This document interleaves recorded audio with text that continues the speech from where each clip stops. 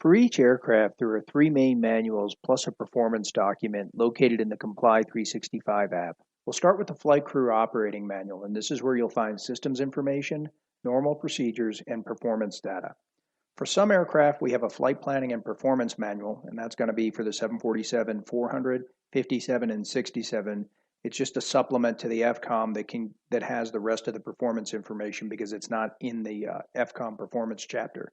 And for some aircraft, we also have a performance extract for the 777-200s, A320, and A330s. There was just so much information there. We created a separate performance extract that boils the paperwork down to what you really need to get through training. The Flight Crew Training Manual is meant to be read in parallel with the Flight Crew Operating Manual, and it provides procedures and techniques to fly the various maneuvers. Finally, the Quick Reference Handbook will have the normal checklists, non-normal procedures, and in-flight performance information that you'll need during training. Another document that you'll find in the Comply 365 app is going to be the lesson plan. The lesson plans contain a course overview, a training footprint or a training matrix that shows you which lessons each course utilizes. It contains a general admin section, where to find training materials, a prep for training checklist that gives you guidance on home study, CBT, and manuals. You'll also find footprints that cover the on-campus training, the ground training, and the general subjects, as well as the simulator lesson plans. You'll find prep for each lesson that's required, lesson scripts, sample check or test profiles, and you'll also find specialty courses in there, what you're going to do for Cat 2, Cat 3, removal of restrictions like the circling restrictions, or differences training syllabi are all located in the lesson plans. An important part of each lesson plan is the course matrix, and here we're looking at the 757 course matrix. And what the course matrix tells you is which ground and flight training modules have to be completed with each course.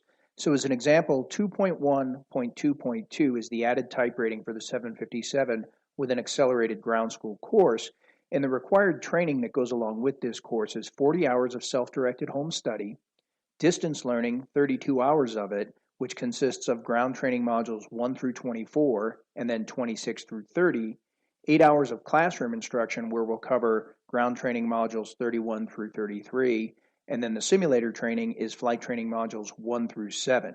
As you read through the rest of the syllabus, you can find out what should you study for those 40 hours of home study, what are the ground training modules, and what do the flight training modules look like. All that information is contained in the syllabus, and this is where you'll go to find out, hey, what am I going to do when I get to training? Talked about maneuver profiles a couple of times, and what maneuver profiles are pictorial graphics that summarize the information found in multiple sources, the FCOM, the Flight Crew Training Manual, and Quick Reference Handbook, and they contain the procedures and callouts for flying various maneuvers, and they have to be memorized. If you click on the picture here, you can take a look at one of the maneuver profiles and get a feel for what's on them.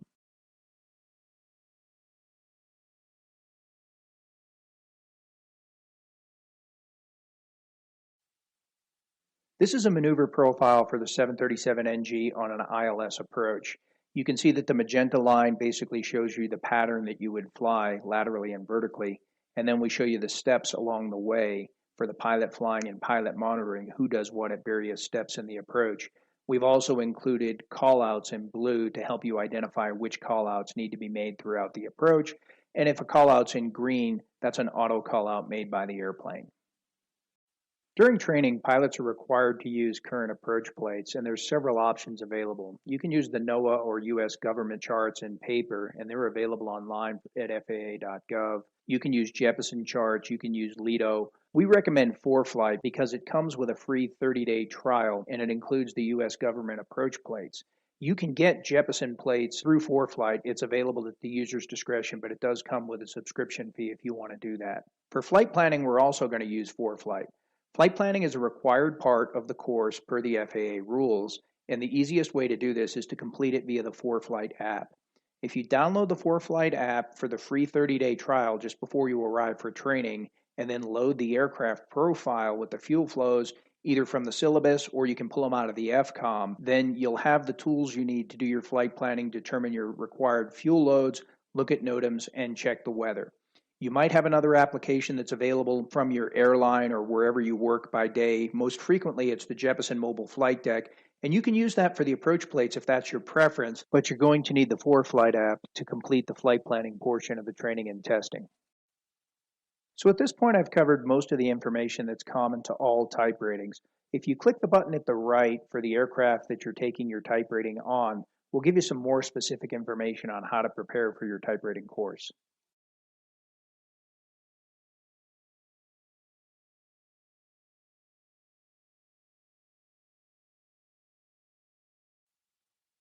In this section, we'll get into a little more detail on Airbus type ratings. We've already pointed out that there's multiple training footprints available for the various kinds of type ratings, and you can look up your course requirements in the course matrix in the lesson plans. We'll talk a little bit more about how to review the lesson plans, some common elements, ground training, pre-study, accelerated courses versus full-length courses, and we'll talk about what's in the flight training modules. Specifically, we'll talk about what's in the lesson plans and what you need to do to prepare for each lesson. FTI has two options for completing ground school. The full-length ground school is a traditional ground school that consists of 40 hours of pre-study, flight crew operating manual, quick reference handbook, flight crew training manual, and we outline that in the lesson plan. And that's followed by 40 hours of classroom instruction with an instructor on campus where you go through the systems in person. We also have an accelerated type rating course that allows you to do the same 40 hours of pre-study with the flight crew operating manual, quick reference handbook, and flight crew training manual, and then we follow that with 32 hours of computer-based training via the Pegasus crew pad, and we already explained how to use that. After you've done your 32 hours of pre-study, you'll come in for 8 hours in the classroom with an instructor, and that'll be focused on systems review and integration. Regardless of whether you complete the accelerated course or the full-length course on campus, there's going to be some additional systems integration modules in Pegasus. You can link to these modules from Mint, or you can go direct to them in the Pegasus app, and they're just going to be topics like performance, high-altitude physiology, CRM, some topics where we want to make sure everybody going through training has a common understanding of the terms. And these are just some areas where we find that pilots sometimes need a little bit of additional pre-study to help them with the intricacies. We recommend that you start your self-study by reading the Flight Crew Operating Manual Systems Descriptions. This is DSC for descriptions, sections 20 through 70. And no, there's not 50 sections, it's just the way they number it. We also want you to read the procedures, the limitations, and the performance. The Airbus, FCOM, and Flight Crew Training Manual are meant to be read in parallel. The FCOM provides the system's details, or the what, and the Flight Crew Training Manual provides the additional information, the how and the why. As you work your way through your pre-study, there's some areas that are significant, and we want you to pay close attention to these areas. Pay real close attention to the FMGCS initialization and data insertion information in the FCOM. Also, the FCOM sections 22 related to auto flight are going to be very important. The Airbus operating philosophy is covered in the Flight Crew Training Manual, as is a good introduction to the operating philosophy, flight controls, auto thrust, and ECAM. Read the Normal Procedures General section in the Flight Crew Training Manual section 10, and also take a look at the Flight Crew Training Manual section 20 on normal checklists, and also the QRH exterior cover, which has your normal checklists. A few more sections to look at include the Abnormal Procedures Introduction, Operating Techniques, Miscellaneous Information, and the Evacuation. And remember, you don't have to remember all of this just from this presentation. This will all be in your Prep for Training letter, and it's also found in your syllabus. Standard operating procedures are addressed in the FCOM Procedures Normal SOP, and you can memorize the flow patterns in this section. Review the amplifying information on each flow found in the Flight Crew Training Manual number 10190, and the condensed procedures may be found in the Quick Reference Handbook Normal Procedures. Take a look at the FTI presentation on flows, which you can find in the Mint web-based training and also in the Comply 365 application. These will have some pictorial diagrams of the flows and maybe a little bit easier to read than the manuals. Be sure to memorize all the immediate action items found in the Quick Reference Handbook. We've given you a list here, and remember, these are also in your Prep for Training letter and in your syllabus Prep for Training area, so you don't have to write it all down right here.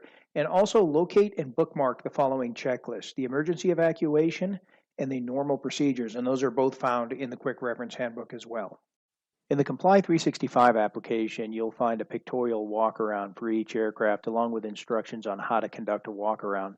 During the practical test, the TCE will ask you to conduct a walk-around, and you'll be expected to lead the walk-around, telling the TCE what you're looking at and whether the aircraft is safe for flight or not safe for flight on a slide-by-slide basis.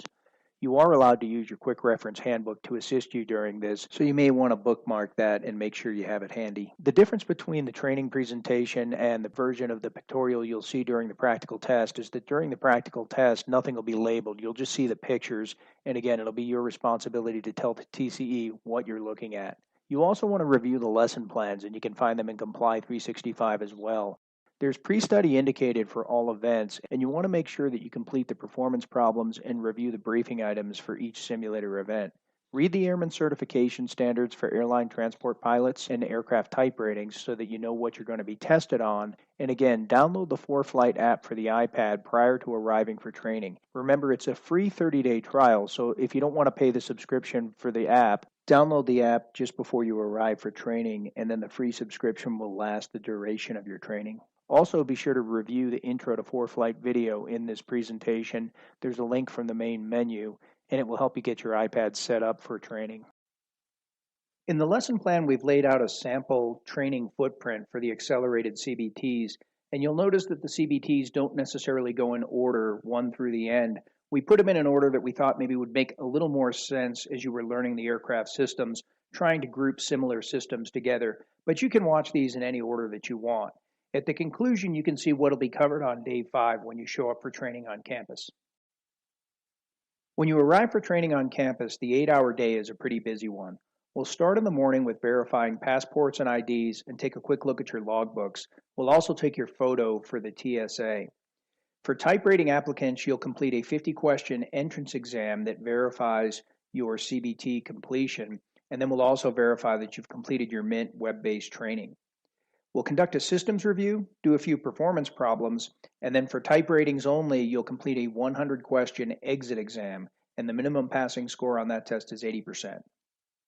For each aircraft type, we've included some sample systems exams or ground school exit exams that you can work on your own as you prepare so that you're ready for the ground school exit exam when you arrive for training.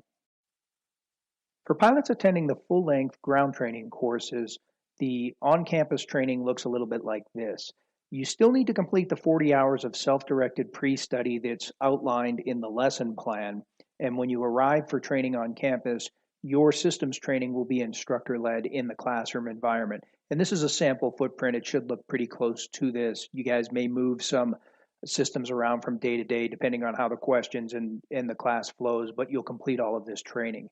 At the conclusion of training, you need to complete the ground school exit exam with a minimum passing score of 80%, and you still need to complete the web-based training that you'll find on Mint prior to arriving for training, so don't let that drop out of your scan.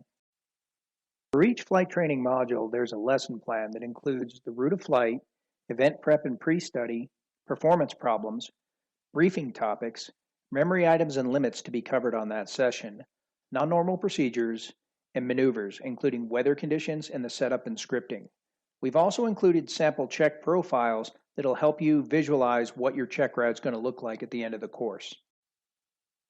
I'd mentioned just a little bit earlier that the completion standards for ground school are that you complete all of the ground training modules and then pass the ground school exit exam with a minimum passing score of 80%. For the flight simulator portion of training, simulator periods 1 through 5 are complete when you log the required hours of training. Simulator period 6, or more technically, in order to move past simulator period 6 to the check ride, the trainee has to be performing at a level consistent with the Airman Certification Standards. In other words, we have to be comfortable you're going to pass the check in order to send you to the check ride. If you're not going to pass the check, you're not allowed to go to the check ride. For simulator period 7, that's your check, and you pass the check ride when you successfully perform each of the required maneuvers to the standards dictated by the Airman Certification Standards for ATP and added type ratings.